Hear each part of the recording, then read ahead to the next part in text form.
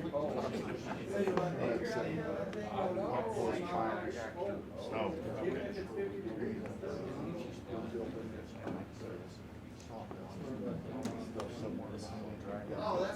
I guess I can start whenever I need to. All right. Like he said, my name's Bryce Howard. We farm between Dumas and Hartley. I've been back since 2013 doing this. And I've flown drones for about 4 or 5 years. I can't exactly remember. I've given this presentation 3 times. You have a presentation? I don't have anything for the screen. I'm going to pass around the side there. Yes, sir. You guys have seen aerial images all day long probably, so I'm not going to have a ton to show you on here, but you might find something interesting. Anyways, okay, so there's remote sensing is kind of an all-encompassing term. There are lots of different kinds of drones out there, and they change every year. They get crazy different. This is what we are flying right now.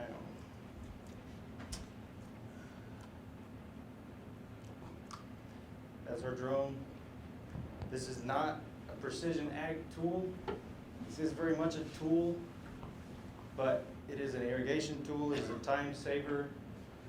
I tell people it's not going to change your life, but it's has a good chance of saving you a few hours every day that you end up using it.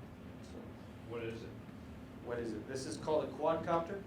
It's equipped with a 4K camera. It's got about 4 miles of range. When I start talking about range, that's where we get into the regulations and answering questions about what you're supposed to do with it and what you're allowed to do, things like that. And this is kind of a, yeah. Before you answer those questions. I actually called today to brush up with the instructor in Amarillo.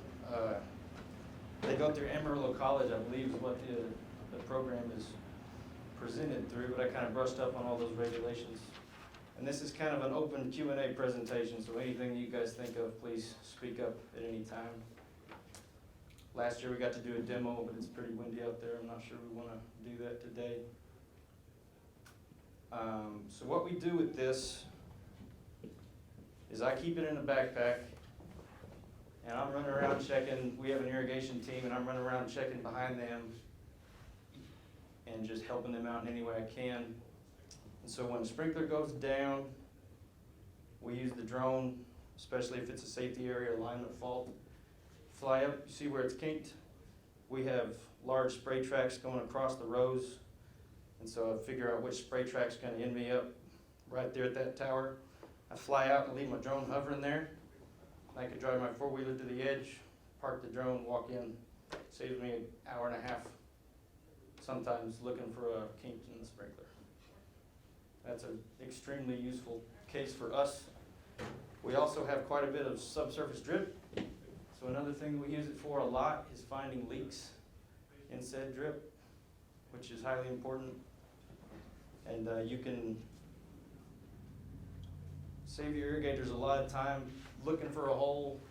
Even if the crop's big, you can fly it over the corn, you can leave it hovering there, you can walk over to your drone and just do about anything you can with it. It's kind of a thing that you just have to put in your toolbox and figure out ways to use it. We use it for a different use case every year, figure something out, things like that. So can you tell if it's a flat tire or a drive line on the ground, or you can see that kind of stuff too? Especially in cotton, once the corn gets up to a certain point, you can't with this one anymore, but they came out with one that has a zoom lens. I think you can get like a 5x optical zoom on one now, in which case I think you could probably do that even when the corn's full grown. Can you strap a gearbox to it? No, you cannot. Been waiting for that drone, but they haven't come out with it yet. What's your limits as far as wind? Gusts up to 30, I'd say you're fine. Typical day, Typical day around here, I mean, days like today and days where everybody's pivots were blowing over, they're about the only 2 days I haven't flown. okay. Yeah, Can you find a baby calf out in the middle of the pasture? I'm sure you could.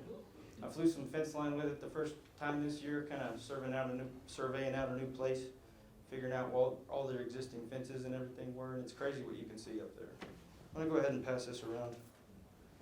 Just a few images of what we've taken, some sprinkler leaks in there that you can see. And then I've got some example images from some NDVI sensors that a company called Centera is working with us on, just kind of fiddling with and learning. They haven't got anything out other than that field that's in the iPad. Just this one field where That's our field, and they flew that with their FixedWing drone, which takes just a ton of pictures and then stitches them together later on, makes an actual map.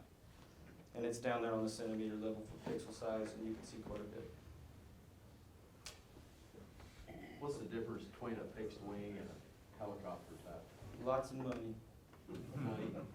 Well, so that's when I say there's lots of different types of drones. This is not a precision ag tool. You're not gonna get variable rate maps off this. The fixed wing drones can do that because they're flying a lot faster on a single battery. They can take a lot more pictures. And then you can stitch those maps together. And that's called kind of emerging on the large scale. So a fixed wing, you've got a greater range, Yes, basically. yes you do. Greater range, harder to use, harder to process the imagery. what is flight time on this? 30 minutes roundabout on modern drone per battery, and that's $150, $200 a battery, so you can cover your whole farm to get enough batteries. It's not really an issue. And when you crash that, is that an expensive thing to put back together? This is a $1,000 drone. I always said the last couple of years that I've paid more each time I go into the Snap-on truck than I have buying drones ever, so it's, I mean, it's a tool in your toolbox, and if you break it, you're gonna have to replace it. I think you can insure them against crashes at Best Buy whenever you buy the drone. So, it's about the only thing today that you're gonna hear about that you can go and buy at Best Buy. Okay, what lens or what camera does this have, and what does the guy need when he's, what does this guy like me that, Yeah, if I was gonna go buy one, what would, give me some criteria, what to go try to buy? the only brand that I recommend is DJI, because they've been around the longest, they make the best drones, doing the best job. They have 4K cameras on everything in their lineup now, and that is more than you'll need, I think. Most people don't have a 4K screen to look at the 4K image on, so. After that, you're looking at putting a $3,000 to $5,000 sensor on it to put infrared imagery together and make an NDVI image. Using these for what they're used for, we haven't been able to justify doing that to any of ours. We just use the 4K image. We use it for scouting. We use it to find sprinkler leaks. I use it to check behind my irrigators, make sure they're checking their fore nozzles, things like that, you know. What's the best one to get for a beginner? I'd say, well, they make a Mavic Pro 2 now, is what it's called.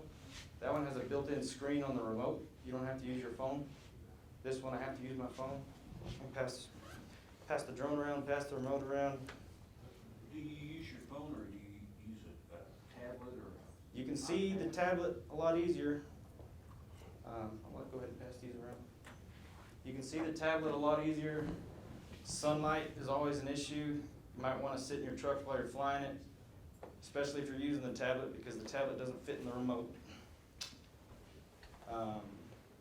What I do is I drive my truck around. I sit in the cab. It doesn't have any problems with interference. This drone specifically has been better than other ones I've bought. So like I say, they're getting better and better every year. I can fly a full section on one battery, taking hundreds of images. I can fly down each sprinkler doing that, looking for leaks in the pipelines. You can see just about anything. Bryce, I'm Yes. thinking this comes back to you and all that, right? Comes back to me. Yeah. It What do you knows where home base is and comes, That's where we get into the FAA stuff. We have 4 or 5 of those that we bought as they've gotten better, and the batteries have gotten better, and we've been able to do more with it. And I've handed them out to our employees in the past, and what they're telling me now is that I shouldn't be doing that. Because as a hobbyist, I don't have to get a certification to fly this. And if I'm not paying someone to fly it, or if I'm not being paid for the images that I'm creating, typically what the instructor at Coyote Flight told me was that as long as I'm not letting somebody that I'm paying fly this thing that's not within my family, as a family farm owner, I'm fine. But if you want your employees to irrigate with it, you're gonna have to get a certification at Amarillo College. That's either gonna be a week-long course, 4 hours a night for $315, or a one-day, all-day course for $349. That's just crammed packed full of good luck passing that test. I don't know. Other regulations are 400 feet is your max flight for a hobbyist. Max flight height, sorry. So if we got one, or if I bought one, I wouldn't have to do anything, I could just go buy one and. You could take run it the as house much and as you fly. wanted, yeah. As long as I don't hit that. It's basically a Christmas present for your boys at that point. Okay. So what's the instructor doing for you then? If you need your certification, he's gonna actually license you, and then you'll be able to do anything basically, like one of your paid subscription people can, as far as getting imagery for people and. as If far I was as, to you know, pay you to come to the farm as a consultant, I would need licensed. Yeah. So when you take his class, will you get to crash his instead of yours as you're going through the learning curve? I don't think there's actually any flying associated with the exam or the test, I don't believe. So it's rules and regulations. Yeah, and I may be wrong about that, if somebody wants to correct me. what- Yeah, it's basically like the written test for a pilot's license. You have to go to a certified testing facility and do all that stuff.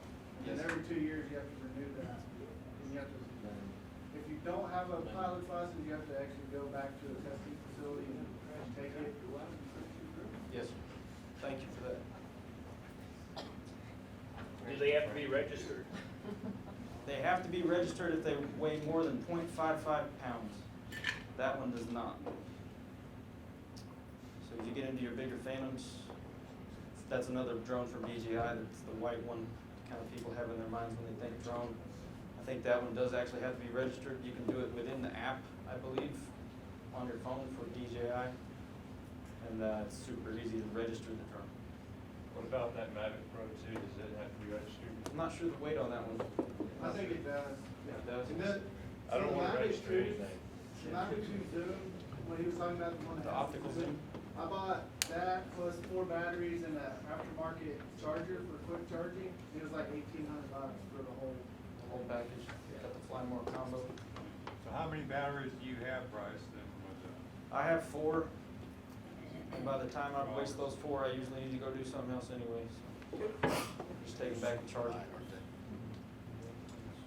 Bryce, I don't know if you answered me or not, but say you're running low on battery, does that one know that it's running low on battery and it gets back to you? Yes, okay. I haven't really covered ease of use. These things are extremely easy to fly. If you just let go of the joystick, don't touch anything, it's just gonna sit there and hover. If that battery drains and runs dead, it's gonna come back to you. It's gonna land right where it took off. It's got sensors on it, where if you drive up, if you fly up to a barn door, it's not gonna hit it. It's gonna figure that out.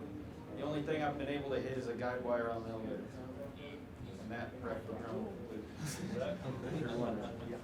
So if you're at the end of the sprinkler, you send it down to find where the key is. Yeah. Then it flies down your sprayer track. And you start going that direction, does it come back to the remote or does it come back to where it started? You can stipulate that, you can change it, you can say, return to me, return to home, you can change your home point anywhere, tell it to land anywhere. The only thing that you run into with battery life and getting back to you and sometimes dropping it in the field is if you're running a battery that you shouldn't be running. I never take off with a battery that's not completely topped off, because it will lie to you on how much battery you have left. And it will say, okay, I need to land now. And if you're in the middle of a corn crop, you're probably not gonna find it. But you can try to fly back to the pivot land there. I did that last week. One thing that I found with the difference between like the Mavics and even like this one versus the Phantoms is the Mavics are a different body style. They're a lot like this one that he's passing around, and they they fight the wind a lot better than the Phantoms. The Phantoms have a landing gear and a gimbal underneath there, and your wind, what you're able to, your top wind speed that you're able to fly in is a lot lower than what you can do with the Mavics or even this. It's kind of a common misconception that the bigger the drone, the more powerful and the easier in the wind, but the smaller the drone, the less drag it has to catch wind and blow it around. And the battery life doesn't necessarily decrease substantially with a smaller drone. So it doesn't have like a find me if you crashed or anything? They put that on there. I think you can, yeah. I've never dropped it in the middle of a crop where I couldn't find it. I've dropped it in the middle of the plowed ground. I've dropped it in the middle of a corner. And both times it was because I took off with a battery that wasn't quite full. If you let your batteries sit over time, they're going to lie to you. You need to charge them up fresh every time you fly. How long does it take to charge your battery? Depends on how depleted it is. If it's completely depleted, I'd give it a couple hours. I topped all these off in about an hour this morning and topped off all 4 of my batteries with quick chargers. What do you see doing with them in the future? What's your idea? Dropping gearboxes.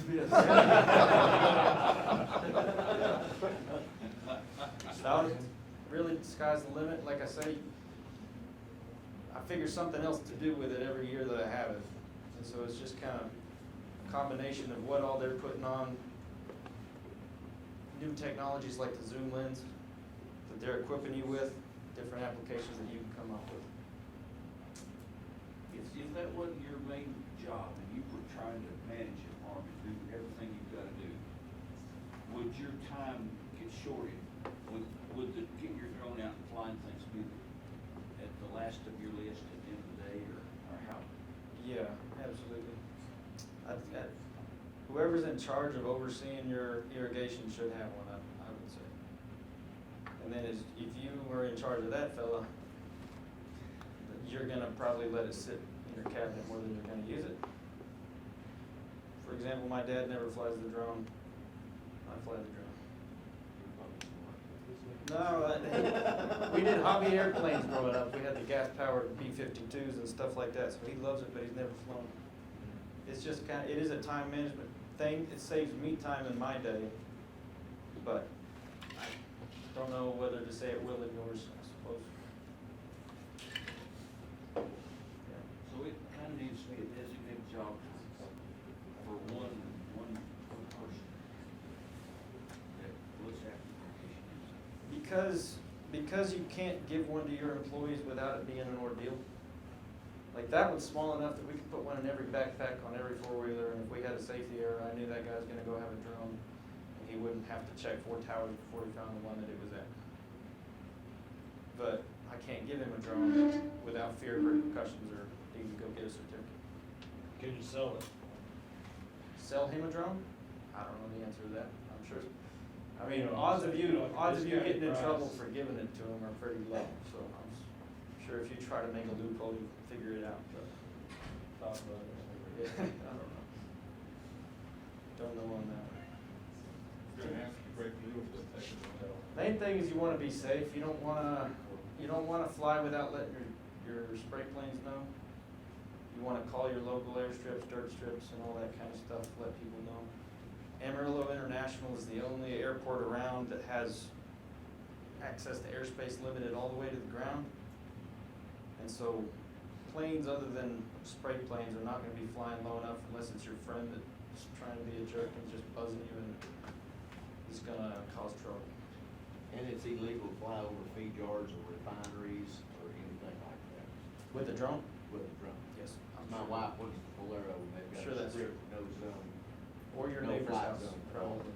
So on the feed yards, so we apply feed yards to take inventories, and we can fly as long as you have permission. As long as you have permission, but you can't just buzz a feed yard Right. with one. If Be somebody illegal. buzzes the feed yard, then, It's usually malicious. yeah. This is the reason you're over a feed yard. Sorry. Yes. Yeah, the FAA doesn't know how to regulate them, they don't want to regulate them, they just want people to be safe. And the aviation industry as a whole, I think, is a lot of communication and keep taking care of each other, so just let the pilots know they're around you, I would say. But you're not calling the airport every time that you just fly to go check a sprinkler, are you? I don't usually get up high enough to feel like I need to. It's funny, the FAA rules actually say you should yield the right of way as a hobbyist to any manned aircraft, whatever that means. There's not a lot of stop signs up in the air, but there's a lot of funny language like that they just say to cover their butts a little bit. Just be careful, look around. You know, you can, if you're paying attention, you can see those things coming, so. You usually hear them. Yeah. How high do you normally fly it? Like I say, the legal limit's 400 feet. Yeah. You usually don't need to get that high to see irrigation stuff. If you're flying 400 feet, you're trying to spot check something that you saw with a NDVI image somewhere. So say we find something on a satellite image that we want to go look at. First we hit it with the drone, try to go see if we can figure something out that way, and then last case scenario, we walk into it. So with your 4 megapixel lens on there, 12 maybe? 4K. 4K, resolution. so you're gonna have very good resolution. So you're gonna fly it and you're gonna be watching it here on your phone, and, but are you also are saving pictures that you can download to your, Yes, so it has a hard drive on the drone itself, and you've got a trigger finger, and anything you see that you want to save, throw up on the big screen of the home theater at home, you just click your finger and it saves it to the little disk. You can pop it in your laptop and pull all that off. I see. So it must have a lot of storage data. Yeah, and more than you'll need. You take like 6,000 photos or something on a regular little mini SD card. And you can do live video, I'm sure. Yes, it'll take video as well. Can it, if you're close to Wi-Fi, can it instantly just shoot it to Wi-Fi? Some of these drones in the app now, I think that one will do it. I've never really used it, but it'll just propagate them to your phone. If it's plugged into it, you're using it as a screen. By the time it gets back, it's already in your photo roll. I've never used that feature. Just because I usually don't. I take the photos with the phone in the remote, and then I look at them on the iPad or the desktop. So I'm usually pulling the card out and sticking them in there. Get a little bigger photo that way. Can you read the pressure gauge on the sprinkler? I bet with that zoom lens you could. Think so? Yeah. I bet it's endless, the jobs you think you can use it. Do you get better productivity out of your irrigation people because you got eyes in the sky? Yeah. They get used to it, I'd say, but the first time that you're flying over them and they're checking their own stuff, that, it's accountability. Big brother. Accountability. That's the number one thing, phone calls after I fly them, phone calls I make are usually saying, this corn's rolled up, check your nozzle, which you can see very easily when the nozzle's plugged. Either the crop's gonna be short or it's gonna be tall enough that it's not necessarily shorter, but it will be furled up because it's hot. It's not getting water. So you're gonna be flying maybe just 10 feet above the corner or something like that? Could be. I mean, you can see stuff like that from the full 400 feet. That way you can kind of look over your whole crop. Just kind of pan around it. So will you make a pattern and just cover that whole field as you're flying it? I don't usually, you can draw on the iPad, you can take your finger and draw on some of these drones, not all of them. And it'll just follow the path that you drew, and you can just work the camera the whole time. But I usually just kind of watch the screen as I'm going. If I see something I want to look at, I fly that way, take a closer picture of it. It's typically how it works. Does it have GPS capability? Every photo you take has a lat long associated with it, which you can pull off, and that's how we find drip leaks. I fly right over the drip leak, I take a photo straight down, and that gives me a lat long number that I can pin in a map and then just hand the guy, because I don't fix those.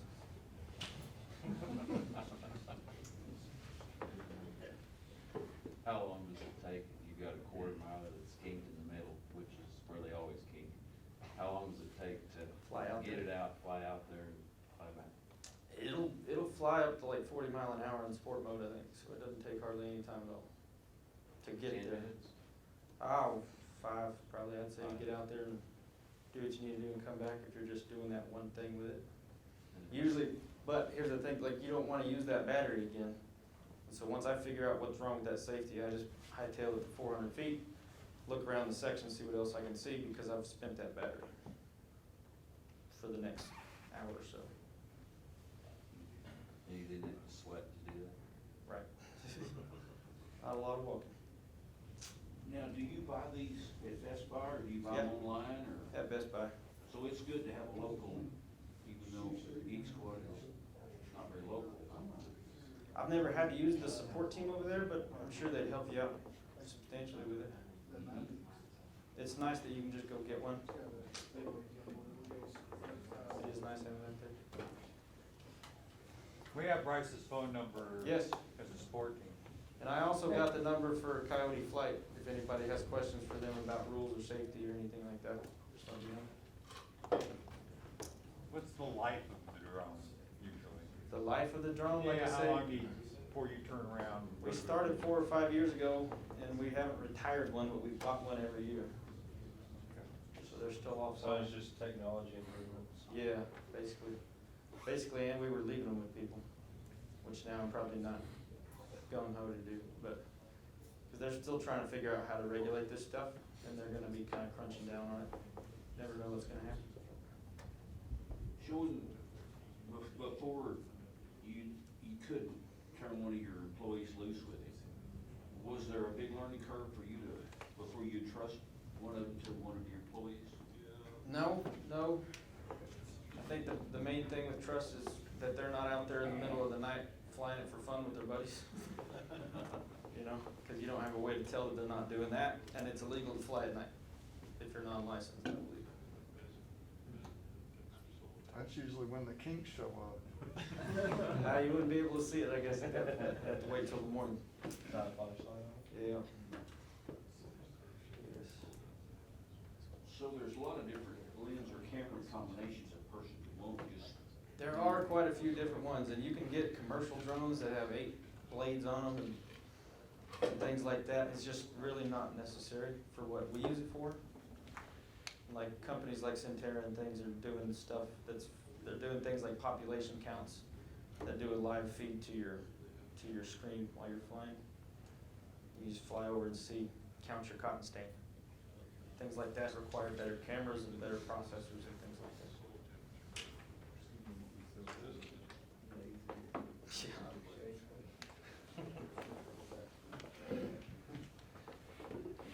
Things like PGR variability as well. I think there's stuff cropping up with drones to be had in the future on the horizon. If you run cattle, they're handy. Huh? If Yeah. you run cattle, they're handy. I've never talked to a rancher that used one. I'd love to hear what they do. Yeah. So, my dad and I run cattle, and we put out some weanlings on wheat this last year, and my dad was a little concerned about me flying over our weanlings.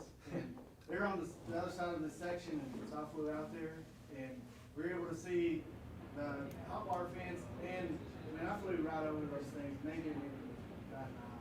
Yeah. He's like, I just know we're gonna have to chase cattle after this. I was like, no, we're good. They can get pretty quiet. They can get pretty quiet. Do the birds fly out of your way, or do you have an issue with birds? They'll scare you. They'll pass in front of your screen and you'll think you got hit. They'll kind of scoot out of the way with the noise. I've never been hit. You don't, yeah. I don't know. Just get ready for it. I've never flown it into a flock of geese, I guess, but. You don't have Like a I- hawk coming down, like. Yeah, the hawks will try to But get you. never hit. Yeah. Okay.